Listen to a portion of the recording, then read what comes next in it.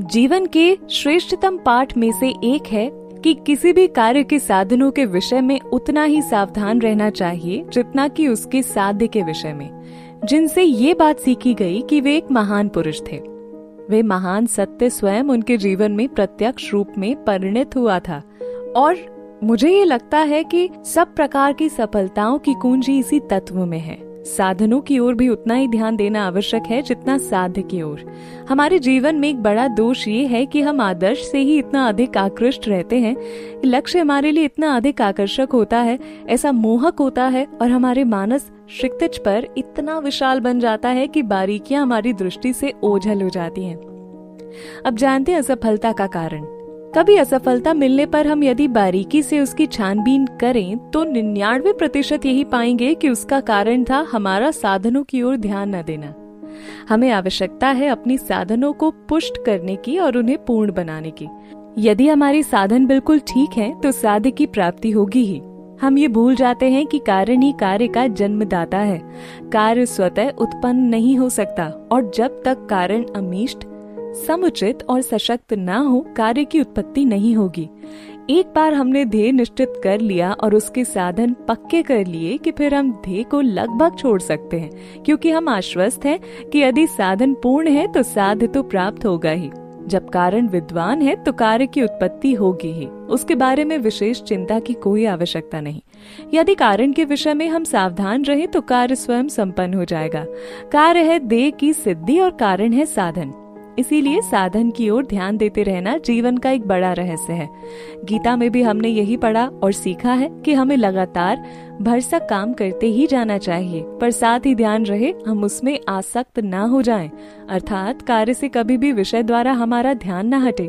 फिर भी हम में ये शक्ति हो कि हम इच्छानुसार कार्य को छोड़ सकें। यदि हम अपने जीवन का विश्लेषण करें तो हम देखेंगे कि दुख का सबसे बड़ा हेतु ये है, हम कोई बात हाथ में लेते हैं और अपनी पूरी ताकत उसमें लगा देते हैं। उसमें असफलता होती है पर फिर भी हम उसका त्याग नहीं कर सकते। ये आसक्ति ही हमारे दुख का सबसे बड़ा कारण है। हम जानते हैं कि वह हमें हानि पहुंचा रही है और उसमें चिपके रहने से केवल दुख ही हाथ आएगा, परंतु फिर भी हम उससे अपना छुटकारा नहीं कर सकते। मधुमक्खी तो शहद चाटने आई है पर उसके पैर चिपक गए उस मधु चषक से और वे छुटकारा नहीं पा सकी। बार बार हम अपनी यही स्थिति अनुभव करते हैं। यही हमारे अस्तित्व का संपूर्ण रहस्य है। हम यहाँ आए थे मधु पीने, पर हम देखते हैं हमारे हाथ पांव उसमें फंस गए हैं। आए थे पकड़ने के लिए पर स्वयं ही पकड़े गए। आए थे उपभोग के लिए पर खुद ही उपभोग बन बैठे। आए थे हुकूमत करने पर हम पर ही हुकूमत होने लगी। आए थे कुछ काम करने पर देखते हैं कि हमसे ही काम लिया जा रहा है। हर घड़ी यही अनुभव होता है। हमारे जीवन की छोटी छोटी बातों का भी यही हाल है। दूसरों के मन हम पर हुकूमत चला रहे हैं और हम सदा ये प्रयत्न कर रहे हैं कि हमारी हुकूमत दूसरों के मनों पर चले। हम जीवन के आनंद का उपभोग करना चाहते हैं पर वे भोग हमारे प्राणों का ही भक्षण कर जाते हैं। हम प्रकृति से सब कुछ प्राप्त कर लेना चाहते हैं पर अंततः हम यही देखते हैं कि प्रकृति ने हमारा सर्वस्व हरण कर लिया है। उसने हमें पूरी तौर से चूस कर अलग फेंक दिया है। दुख का कारण। दुख का एकमेव कारण ये है कि हम आसक्त हैं, हम बंधते जा रहे हैं। इसीलिए गीता में कहा गया है, निरंतर काम करते रहो पर आसक्त मत हो, बंधन में मत पड़ो। प्रत्येक वस्तु से अपने आप को स्वतंत्र बना लेना की शक्ति स्वयं में संचित रखो। वे वस्तु तुम्हें बहुत प्यारी क्यों ना हो, तुम्हारा प्राण उसके लिए चाहे जितना ही लालायत क्यों ना हो, उसके त्यागने में तुम्हें चाहे जितना कष्ट क्यों ना उठाना पड़े, फिर भी अपनी इच्छानुसार उसके त्याग करने की अपनी शक्ति संजोए रहो। कमजोर ना तो ये जीवन के योग्य है ना किसी पर जीवन के। दुर्बलता से मनुष्य गुलाम बनता है। दुर्बलता से ही सब प्रकार की शारीरिक और मानसिक दुख आते हैं। दुर्बलता ही मृत्यु है। लाखों करोड़ों कीटाणु हमारे आसपास हैं, पर जब तक हम दुर्बल नहीं होते तब तक शरीर उनके प्रति पूर्व प्रवृत्त नहीं होता, तब तक वे हमें कोई हानि नहीं पहुंचा सकते। ऐसे करोड़ों दुख रूपी कीटाणु हमारे आसपास क्यों न मंडराते रहें, पर कुछ चिंता ना करो। जब तक हमारा मन कमजोर नहीं होता तब तक उनकी हिम्मत नहीं कि वे हमारे पास फटके, उनमें ताकत ही नहीं कि वे हम पर हमला करें। ये एक बहुत बड़ा सत्य है कि बल ही जीवन है और दुर्बलता ही मरण। बल ही अनंत सुख है, अमर और शाश्वत जीवन है, पर दुर्बलता ही मृत्यु। आसक्ति ही अभी हमारे सब सुखों की जननी है। हम अपने मित्रों और संबंधियों में आसक्त हैं। हम अपने बौद्धिक और आध्यात्मिक कार्यों में आसक्त हैं। हम बाह्य वस्तुओं में आसक्त हैं, इसीलिए कि उनसे हमें सुख मिले। पर क्या इस आसक्ति के अतिरिक्त अन्य और किसी कारण से हम पर दुख आता है? अतः आनंद प्राप्त करने के लिए हमें अनासक्त होना चाहिए। यदि हम में इच्छा मात्र से अनासक्त होने की शक्ति होती तो हमें कभी दुख ना होता। केवल वही मनुष्य प्रकृति से पूरा लाभ उठा सकता है जो किसी वस्तु में अपने मन को अपनी समस्त शक्ति के साथ लगा देने के साथ ही अपने को स्वेच्छा से जब उससे अलग हो जाना चाहिए तब उससे अलग कर लेने का भी सामर्थ्य रखता है। कठिनाई ये है कि आसक्ति और अनासक्ति की क्षमता समान रूप से होनी चाहिए। संसार में ऐसे भी मनुष्य हैं जो किसी वस्तु द्वारा कभी आकृष्ट नहीं होते।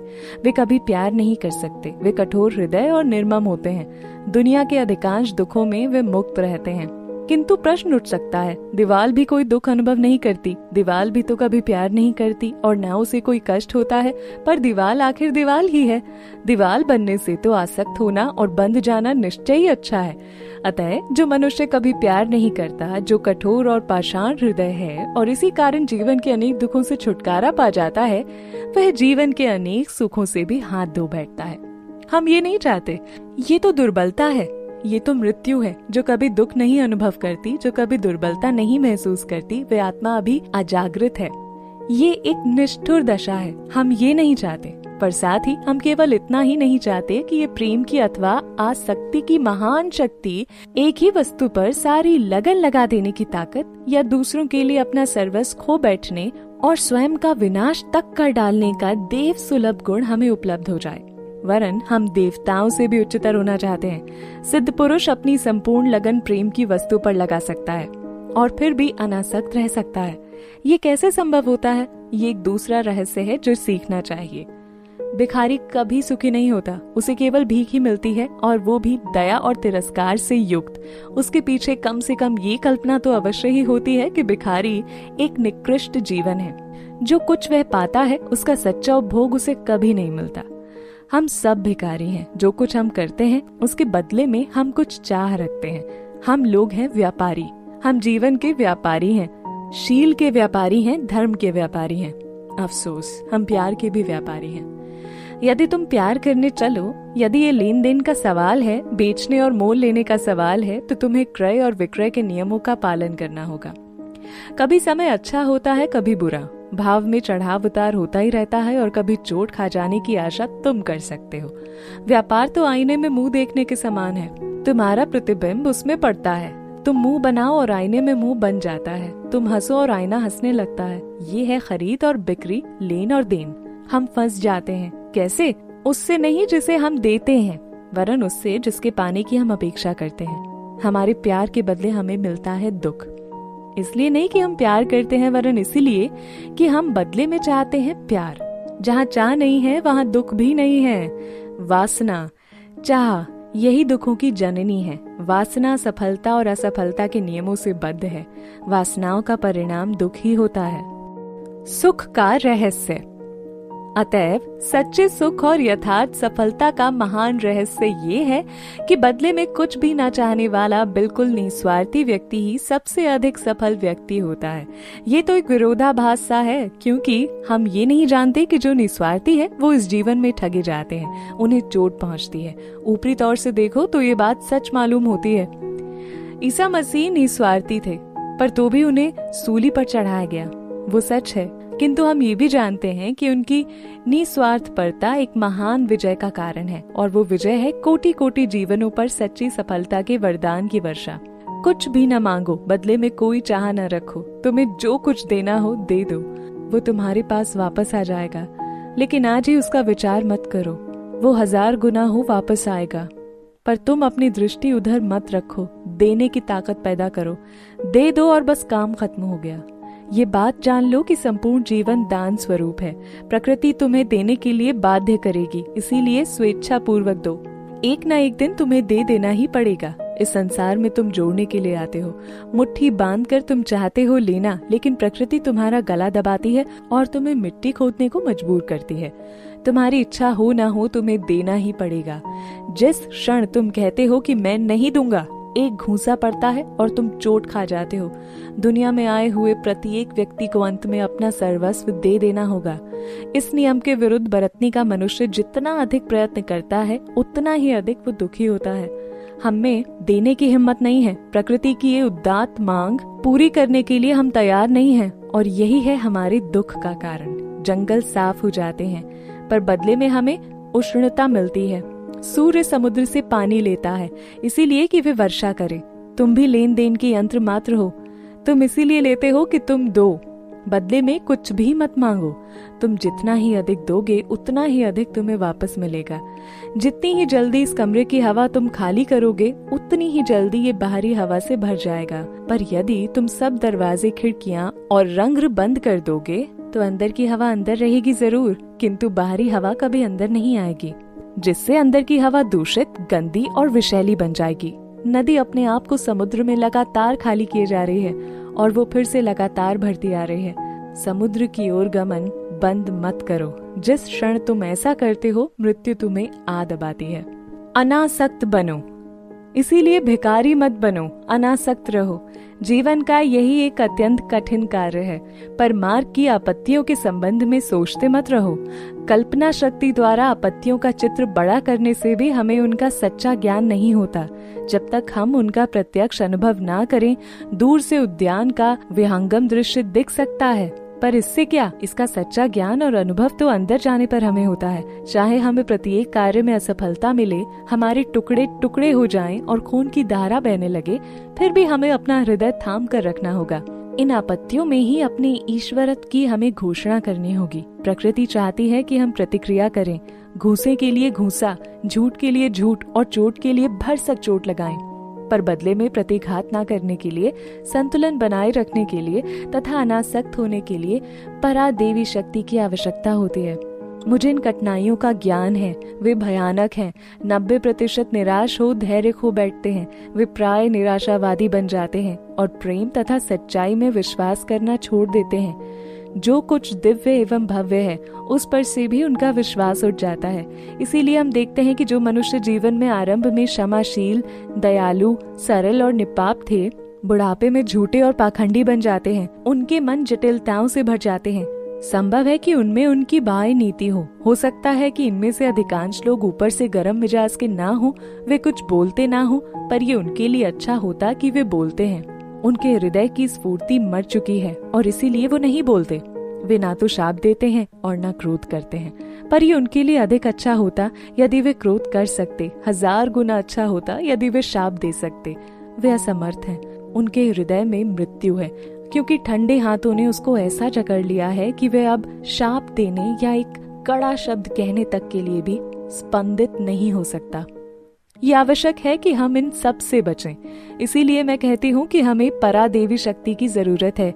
अति मानवीय शक्ति पर्याप्त नहीं है। परादेवी शक्ति ही छुटकारे का एकमेव मार्ग है। केवल उसी के बल पर हम इन उलझनों और जटिलताओं में से, आपत्तियों के इन बौछारों में से बिना झुलसे पार जा सकते हैं। चाहे हम चीर डाले जाएं और हमारे चिथड़े चिथड़े कर दिए जाएं, पर हमारा हृदय सर्वदा अधिकाधिक उदार ही होता जाना चाहिए। कठिनाई दूर करने के लिए अभ्यास। ये बहुत कठिन है, पर ये कठिनाई लगातार अभ्यास द्वारा दूर की जा सकती है।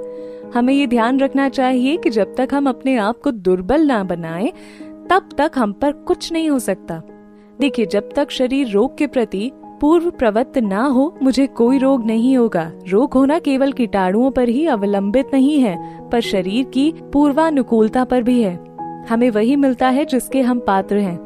आओ, हम अपना अभियान छोड़ दें और ये समझ लें कि हम पर आई हुई कोई भी आपत्ति ऐसी नहीं है जिसके हम पात्र ना थे। फिजूल चोट कभी नहीं पड़ी। ऐसी कोई बुराई नहीं है जो मैंने स्वयं अपने हाथों ना बुलाई हो। इसका हमें ज्ञान होना चाहिए। तुम आत्म निरीक्षण कर देखो तो पाओगे कि ऐसी कोई भी चोट नहीं है जो स्वयं तुम्हारी ही की गई ना हो। आधा काम तुमने किया और आधा बाहरी दुनिया ने, और इस तरह तुम्हें चोट लगी। यह विचार हमें गंभीर बना देगा और साथ ही इस विश्लेषण से आशा की आवाज आएगी, बाह्य जगत पर मेरा नियंत्रण भले ना हो, पर जो मेरे अंदर है, जो मेरे अधिक निकट है, वो मेरा अंतर जगत मेरे अधिकार में है। यदि असफलता के लिए इन दोनों के संयोग की आवश्यकता होती है, यदि चोट लगने के लिए इन दोनों का इकट्ठा होना जरूरी हो, तो मेरे अधिकार में जो दुनिया है उसे मैं नहीं छोड़ूंगा। फिर देखूंगा कि मुझे चोट कैसे लगती है। यदि मैं स्वयं पर सच्चा प्रभुत्व पा जाऊं तो चोट कभी न लग सकेगी। हम बचपन से ही सर्वदा अपने से बाहर किसी दूसरी वस्तु पर दोष मढ़ने का प्रयत्न किया करते हैं। हम सदा दूसरों के सुधार में तत्पर रहते हैं, पर अपने सुधार में नहीं। यदि हम दुखी होते हैं तो चिल्लाते हैं कि ये तो शैतान की दुनिया है। हम दूसरों को दोष देते हैं और कहते हैं कैसे मोहग्रस्त पागल हैं। पर यदि हम सचमुच इतने अच्छे हैं तो हम ऐसी दुनिया में भला कैसे रहते हैं? यदि शैतान की दुनिया है तो हम भी शैतान ही हैं, नहीं तो हम यहाँ क्यों रहते? संसार के लोग कितने स्वार्थी हैं, सच है, पर यदि हम उनसे अच्छे हैं फिर हमारा उनसे संबंध कैसे हुआ? जरा ये सोचो तो। पात्र और प्राप्ति, जिसके हम पात्र हैं वही हम पाते हैं। जब हम कहते हैं कि दुनिया बुरी है और हम अच्छे, तो ये सरासर झूठ है। ऐसा कभी हो ही नहीं सकता। ये एक भीषण असत्य है जो हम अपने से कहते हैं। अतएव सीखने का पहला पाठ ये है, निश्चय कर लो कि बाहरी किसी भी वस्तु पर तुम दोष नहीं मढ़ोगे, उसे अभिशाप नहीं दोगे। इसके विपरीत मनुष्य बनो, उठ खड़े हो और दोष स्वयं अपने ऊपर मढ़ो। तुम अनुभव करोगे कि ये सर्वदा सत्य है। स्वयं अपने को वश में करो। अपनी चिंता हमें स्वयं ही करनी है। इतना तो हम कर ही सकते हैं। हमें कुछ समय तक दूसरों की ओर ध्यान देने का ख्याल छोड़ देना चाहिए। आओ हम अपने साधनों को पूर्ण बना लें, फिर साध्य अपनी चिंता स्वयं कर लेगा। क्योंकि दुनिया तभी पवित्र और अच्छी हो सकती है जब हम स्वयं पवित्र और अच्छे हों। वो है कार्य और हम हैं उसके कारण। इसीलिए आओ हम अपने आप को पवित्र बना लें। आओ हम अपने आप को पूर्ण बना लें।